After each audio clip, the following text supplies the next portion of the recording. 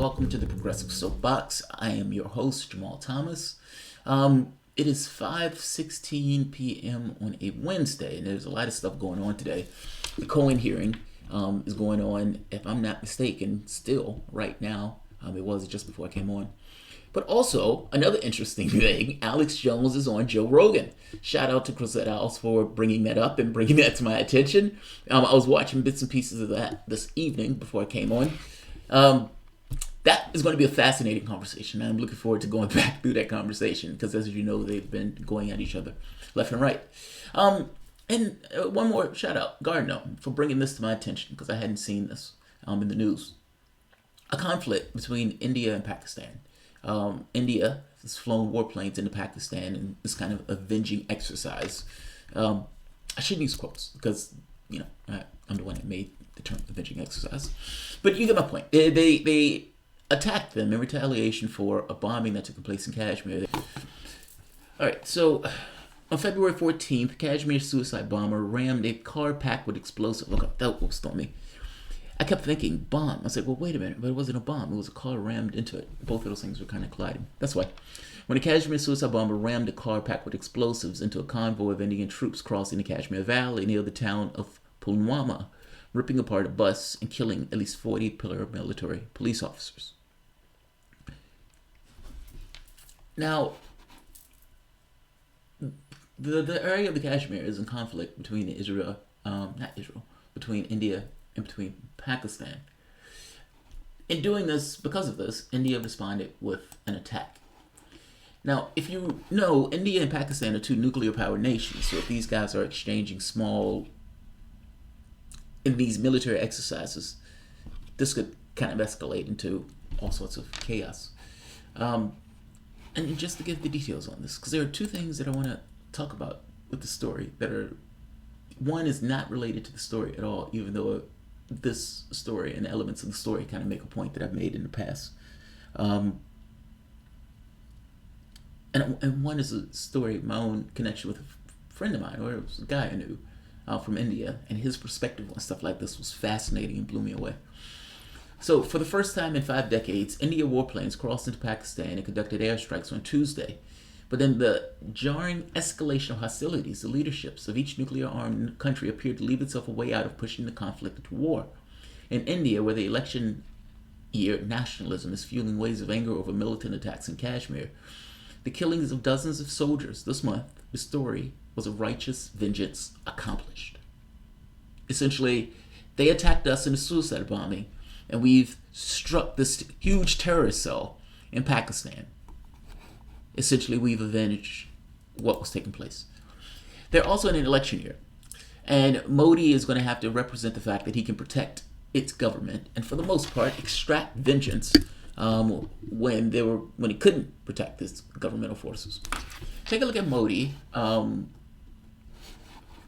being somewhat of a hard ass here, and I don't use that term as a negative. I just mean, I know it's a loaded term, but I don't mean it in those terms. I just mean he's being some degree inflexible on this, that we have to do something about what took place.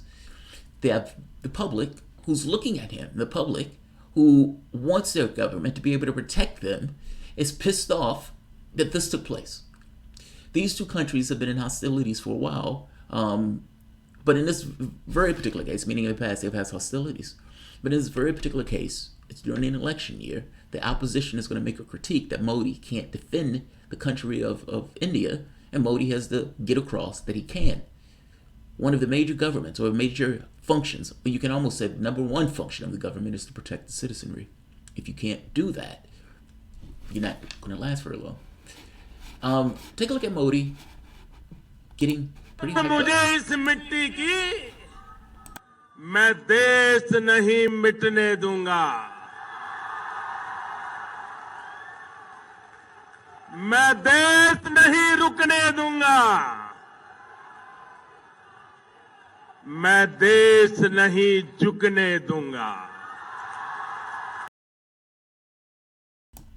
I love the way other countries, like the cultural differences and the way they express themselves. I love it. It's fascinating to me. Like in Egypt, we were talking to one of the the guy who lent us the Airbnb. We were having a conversation with the guy, and I asked him about the previous government, about Mosey, because I talk to pretty much anybody, and especially when I get the opportunity to like pick somebody's brain. This person speaks the language that I speak. Let me get his insight. And as we're talking, we're going into this thing of, yeah, what about Mosey and that type of stuff, Morsi. And he says, no, that's not part of the government anymore. Mosey is, in prison. They're going to cut his head off. And he's like, he's expressing himself in a way that is unique to the country. And not to that country, but unique maybe, I want to say, to the Arab world. And the language that's being used. Like this kind of, this dramatic language of they're going to chop his head off and they're going to get rid of him and this type of stuff. Don't worry about that stuff. Those religious majorities, people, they want to stop people from holding hands in public and that type of stuff. Essentially, a theocracy. He wanted to instill a theocracy. He wanted to get across that is not a part of Egypt. Don't worry about it. I wasn't asking him that because I was terrified. I was asking him that because I was just curious from a political standpoint. But he's doing the same thing. He's doing something very similar here. Like, he's saying, we will not bow down. Who's trying to get you to bow down? And he even goes back. This video is not about the way he's articulating himself. I just love the cultural differences. Let me show you what I mean here. Let's start over. सौगंध मुझे इस मिट्टी की I take an oath upon this soil मैं देश नहीं मिटने दूंगा that I will not let this country be erased. A country of 1.2 billion people. I will not have them erase us off the face of the earth. I don't think that's what people are trying to do. But I'm saying the language is flowery and I love it. So they come up and say that India makes the case that, look, we've avenged this. We've hit a major terrorist cell. We've done a great deed from our air forces and our armed forces, etc. Pakistan comes out and says, you didn't hit squat. You had no damage to whatever you hit in your airstrike. First point. The second point, we will retaliate. This is fantastic to me. I find this amazing. Dangerous, but I find it to be amazing. A, you've done no damage.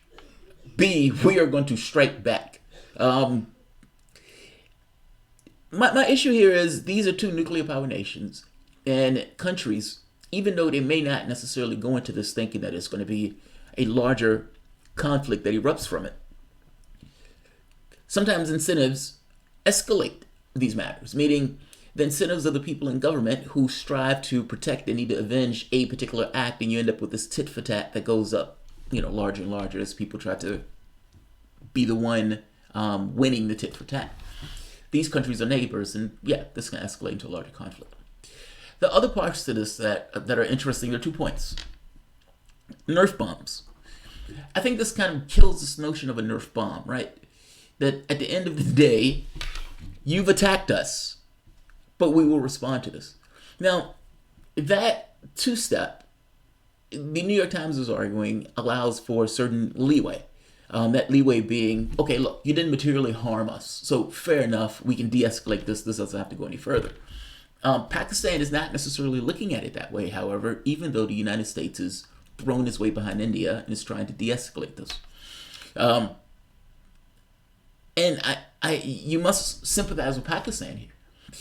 In a debate between Cal and Cenk Uygur made this argument. Cal made this point of, look, if Donald Trump was an animatronic robot, he would not have bombed Syria when Russia had a line with Syria. Uygur shrugs this off almost in a smug way and kind of makes this point, those bombs essentially didn't matter.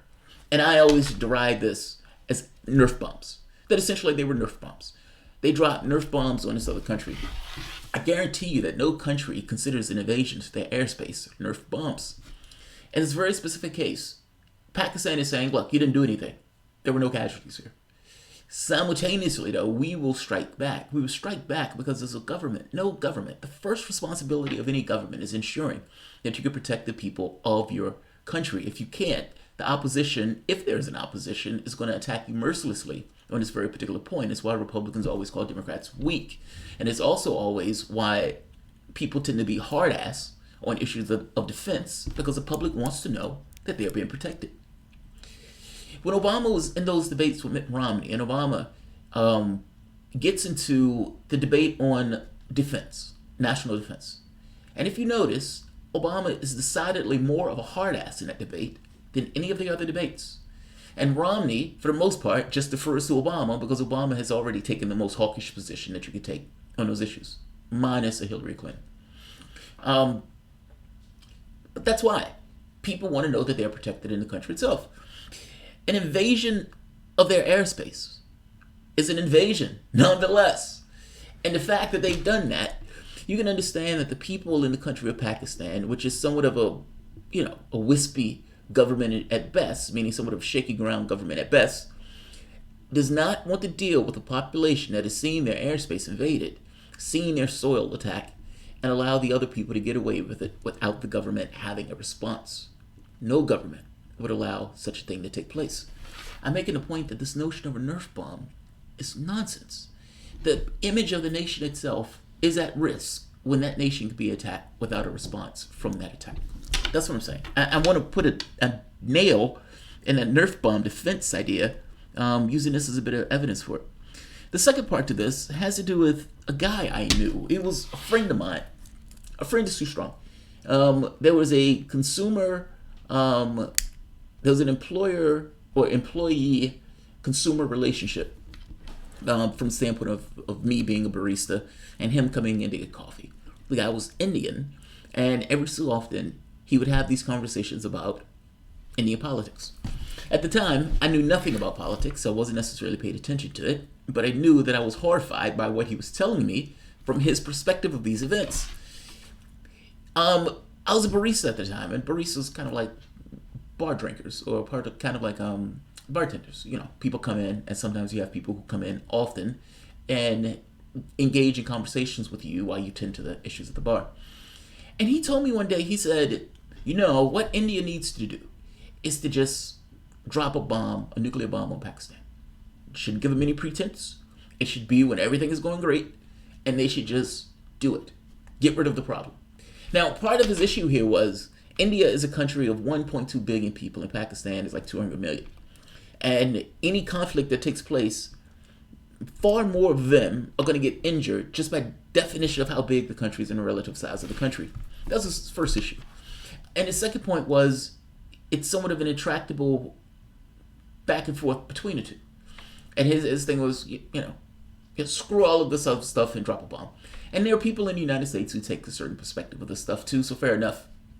But I kind of want to make the point of there's a conflict here, and not necessarily everybody in the conflict is the most level of headeds. In the same way you have right-wingers in this country, you also have right-wingers in that country, and they can be just as nationalistic, if not more so. Let's just hope this, for the most part, comes to a halt without getting insane. 14 minutes, good, that's not horrible.